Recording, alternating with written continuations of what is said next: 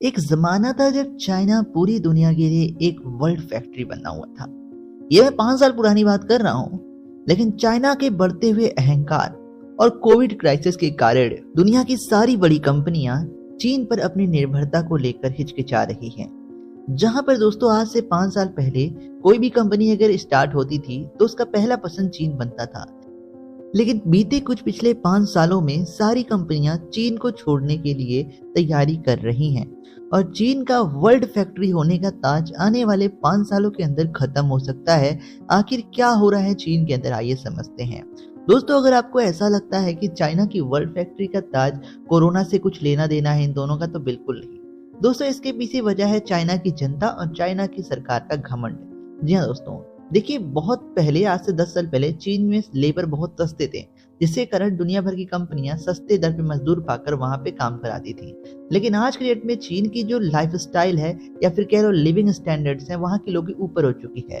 तो कोई भी बंदा सस्ते दर पे काम करना नहीं चाहता है, खासकर फैक्ट्रीज में।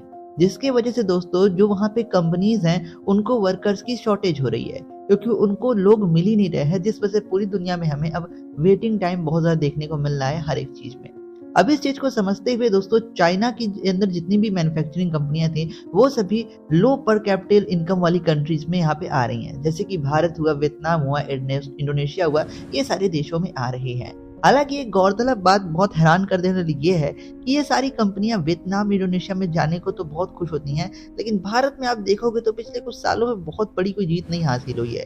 इसके पीछे दोस्तों रीजन बताया जा रहा है ये भारत का एजुकेशन सिस्टम।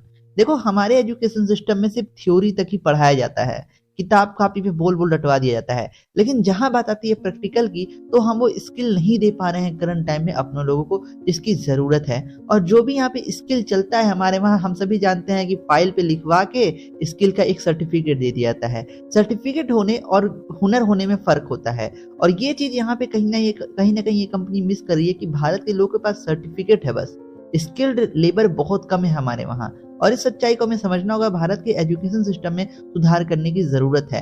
हालांकि दोस्तों चीन का जो यहाँ पे फैक्ट्री होने का ताज है वो छिन रहा है, और इस अवसर को यहाँ पे कई देश अपने लिए फायदा बना रहे हैं, जैसे कि वियतनाम, इंडोनेशिया जैसे छोटे छोटे देश। लेकिन भारत के लिए वो काम नहीं हो पा रहा है करंट टाइम में। दोस्तों वैसे दोस्तों आपको क्या लगता है, क्या हमें स्किल्ड अपनी एजुकेशन सिस्टम में कुछ बड़ा बदलाव की जरूरत है? सरकार बहुत सारे मुहिम चलाती है, डिजिटल इंडिया हो गया, चाहे हम बात कर लें स्किल इंडिया हो गया, लेकिन अगर उस पर अच्छे से निगरानी रखे तो समझ आएगा कि लोगों को वहां सिर्फ सर्टिफिकेट मिला है, ना कि हुनर। खबर थी ईवी वर्ल्ड की तरफ से, और भी ऐसे इंफॉर्मेटिव वर्ल्ड अपडेट्स को जानने के लिए सब्सक्राइब ईवी वर्ल्ड।